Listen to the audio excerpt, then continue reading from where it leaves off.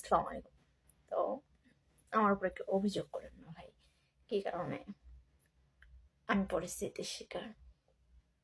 আসলে দেখেন, আমার কপালটা খুব খারাপ।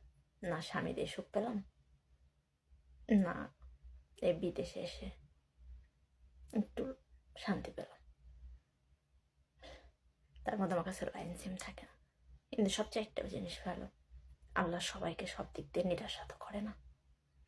তো সেদিক দিয়ে আমি খুব ভালো আছি, মান সম্মানে আছি। আল্লাহ এই দিক দিয়ে আমাকে খুব ভালো রেখেছে, তাই আল্লাহর কাছে লাখ লাখ শুকর, আলহামদুলিল্লাহ। আমার কাছে লাইন সিম না থাক, কিন্তু আমি সম্মানের সহিত আছি, ঠিক আছে? এটার জন্য আমি খুব খুশি। তো যাই হোক, আর অল্প কিছুটা মাস আমি থেকে বাংলাদেশ যাব। তো জানি না আল্লাহ কিভাবে কি আমার ভাগ্যে রাখছে না রাখছে সেটা বলতে পারবো না। কিন্তু আসলে বিশ্বাস করেন, ওই মানুষটা যেমনই হোক না কেন, ওকে আমি খুব চেয়েছিলাম আমার জীবনে। আমি ওনাকে বলেছিলাম, দেখো তুমি অল্প টাকা ইনকাম করবে, দুজনা দিন শেষে এক প্লেটে ভাত খাবো, শান্তিতে থাকবো। বিদেশটা খেটে আসলে পরে আমাদের জীবনে ভাগ্য চাকাটা ঘুরে যাবে। যাই হোক, সেটা তার ব্যর্থতা, সে বোঝে নাই। কিন্তু আমি এরকম চাই না ভাই। আমি চাই একটা পুরুষ মানুষ অল্প টাকা ইনকাম করুক, কিন্তু তার ইনকামের টাকাতে তার বউকে খাওয়া, তার বউকে পড়া, বউয়ের টাকাতে না ভাই, ঠিক আছে? হ্যাঁ, সংসার করতে গেলে স্বামীর আপদ বিপদ থাকতেই পারে, ঠিক আছে। সে অনুযায়ী আমি যদি তার বউ, তাকে সাপোর্ট দেওয়া, মানসিক সুখ শান্তি দেওয়া বা তার হেল্প করে, সেটা আলাদা বিষয়। কিন্তু সবসময় যে আপনি কারণে অকারণে বইয়ের কাছ থেকে নেবেন, সেটা তো ঠিক না ভাই। সেটা ঠিক, সেটা তো ঠিক না। কেননা আল্লাহ তো আপনাকে পাঠাইছে আমাকে খাওয়ানোর জন্য, পড়ানোর জন্য, আমাকে হেফাজতে রাখার জন্য, ভালো রাখার জন্য আপনাকে পাঠাইছে।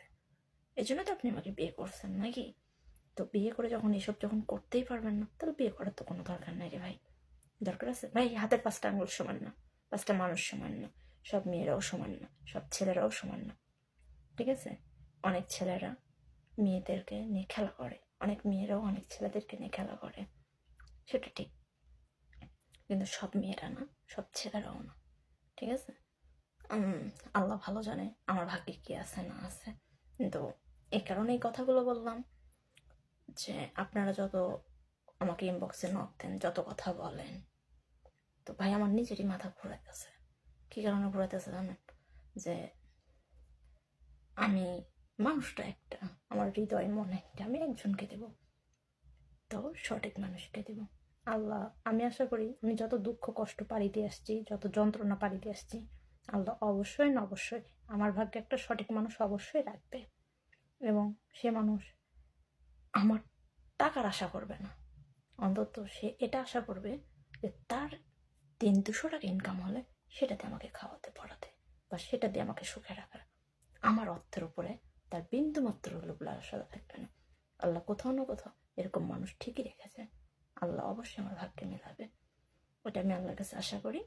তো এর বাইরে অন্য কিছু না। তো যাই হোক ভাইয়া, সবাই ভালো থাকবেন, দোয়া করি। আবারও বলতেছি, কারো অভিযোগ, কারো কোনো কিছু আমার উপরে রাখেন না, যেন আমার কাছে লাইন সেম থাকে না। আর এত আর বলতে পারতেছি না। তো ঠিক আছে, আসসালামু আলাইকুম।